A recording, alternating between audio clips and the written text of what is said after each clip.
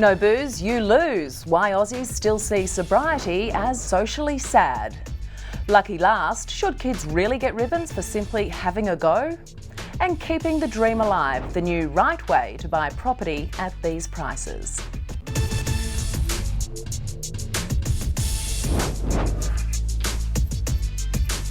Hello and welcome to Backlash, the show where opinions matter the most and controversy is king. And with me each and every week in the studio are the women who say it how it is. Rendezvous editor Sarah Lamarquand and of course the lovely Melissa Hoyer from news.com.au. Ladies, as always, a pleasure to have you here with me today. Let's get straight into our first topic. And we all like to sink a drink with friends on occasion, but unfortunately for Australians, it's not ever just one drink, and it's certainly not only on occasion. Australia, I know you know it, but I'm going to tell you again, you have a serious drinking problem. And what's even worse than the amount we drink? Well, the fact that we think it's cool, normal, Aussie, and acceptable. Sorry Australia, but it is time to grow up, or at least go to France for some serious culture lessons, because the larrikin lout is well and truly out, at least in my book. What do you think, Mel? Well, it's interesting. I mean, you look at people like John Singleton and even Shane Warne a few months ago, both very high-profile men who both spoke about alcohol like it is second nature. I mean, Shane Warne was very upfront when he was interviewing, our world-winning cricket team about, mate, you're going to have a drink after a big win. And of course, Singo, who just recently, basically attempted to glass one of his mates down in a Sydney restaurant, which is all fun and games. It's larrikin, but really, when you look at it, yes, there is a drinking problem. But that said, there were some actually interesting stats that I found last week when I was writing a piece for news.com.au about this drinking issue in Australia. A lot of young boys and girls aren't starting drinking as early as they once did. Fortunately, the age is going up as to when they are having their first drink. So if there's anything that is good, anything good coming out of it, is that the stats are showing an older age when kids are starting to drink. So maybe that's because they're getting into drugs instead. Oh gosh, let's not go there. Anyway, as in addition to what Mel said, according to Australian Bureau of Statistics data, as a nation, we're actually consuming less alcohol now than any other time or 12-month period over the past 50 years. Beer is still the most popular beverage, although wine is fast catching up because, and this sort of goes in tandem with what Mel just said, it seems working women in their 30s, 40s and 50s are joining their male counterparts on the booze binge. So is this a sign the lives that we've so desperately fought for are finally taking their toll on us, Sarah? Why do you drink? Why did you look at me when you said 50s? That was a mistake. Clearly you meant to look at me when you said 30s. Well, unfortunately, it is a bit of a sign of success. It's a sad reflection that if you're doing well at work, chances are you're probably turning to alcohol, which is an unfortunate reality of a lot of high-flying jobs. And also speaking of statistics, there was some research out of Canada that showed that women, 30% of women are now drinking heavily. That's 5 drinks or more in one sitting than they were 10 years ago. 30% in 10 years. It's a very steep climb, and that is being replicated in other wealthy nations, including the United States and Britain and, of course, Australia. And I certainly see a lot of that anecdotally in my own group of women, particularly working mothers. There's something culturally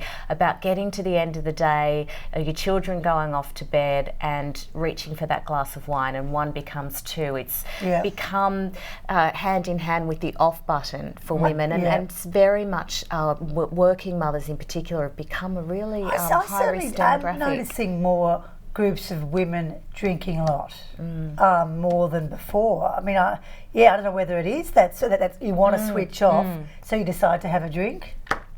All right, well, let's go to our next topic before we all go reaching and grasping for our next bottle. It's actually been going on for years now. Children getting rewarded with participation ribbons at both primary and high school events. Now, the concept was originally implemented to encourage all children to have a go and experience that feeling of achievement. by receiving something to show for it.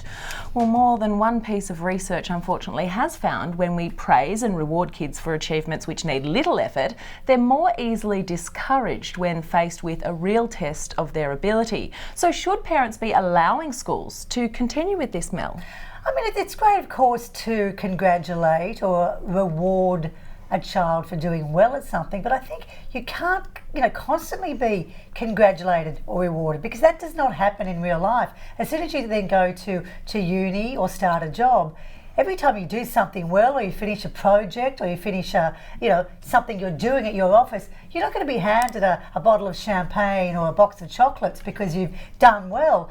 Great. If a kid has done well in a particular subject or they've run a great race, isn't it just nice enough for the parent or parents to say, good on you, mate, you did well. I don't think you need a ribbon or a medal for every time you even attempt to do something either on the sports field or in the schoolroom. Well, while some suggest such a policy will only deprive children of the opportunity to develop those much-needed skills of resilience and competitiveness, others argue they'll learn it eventually. So why isn't it okay to give those little losers a little bit of love, Sarah?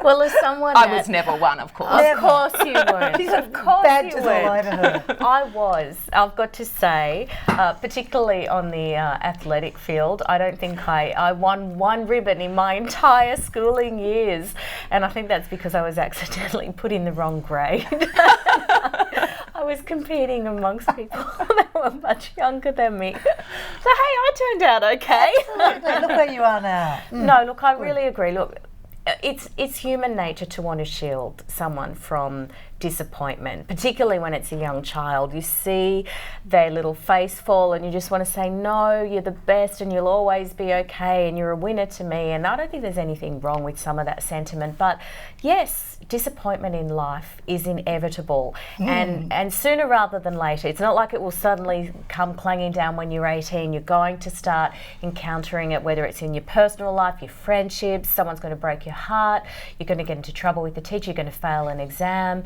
a boss is going to crack down on you. You have to learn the skills to cope with that sort of disappointment. Unfortunately, I don't think there's any other way to learn those skills than to feel the pang of disappointment. Well, you'll end up like a little puppy dog. You'll give a little dog a biscuit when they've done something right, and that you can't continue that for and the there's rest of your life. nothing as good as a little bit of competitive spirit to improve everybody's overall achievements.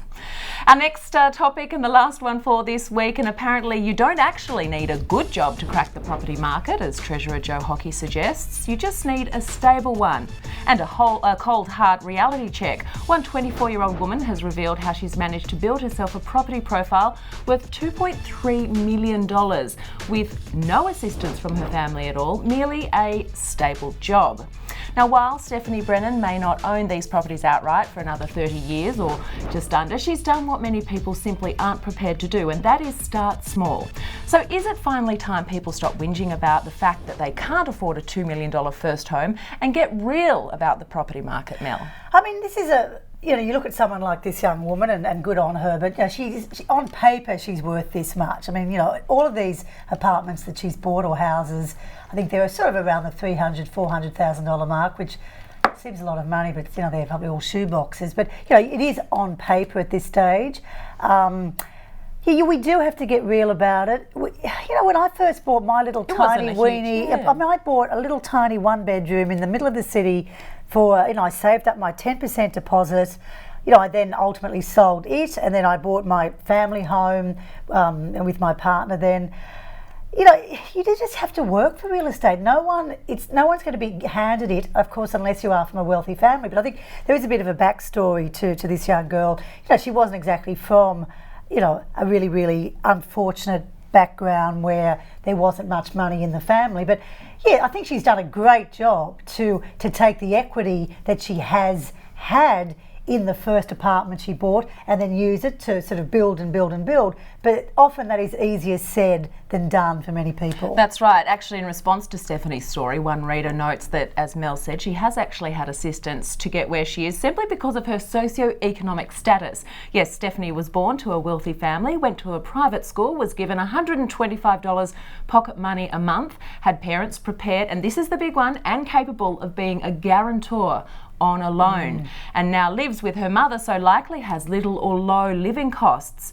So is Stephanie actually just another version of Joe Hockey, i.e. a richy rich person telling people they should work harder to get what she's basically got? Sort of sounds like it to me, Sarah. Yes, it doesn't sound like she's the new pin-up for the great Aussie battler. No. We should be so lucky to have those disadvantages. Look, I agree with what Melissa said, that there's no secret here. I think most of us agree.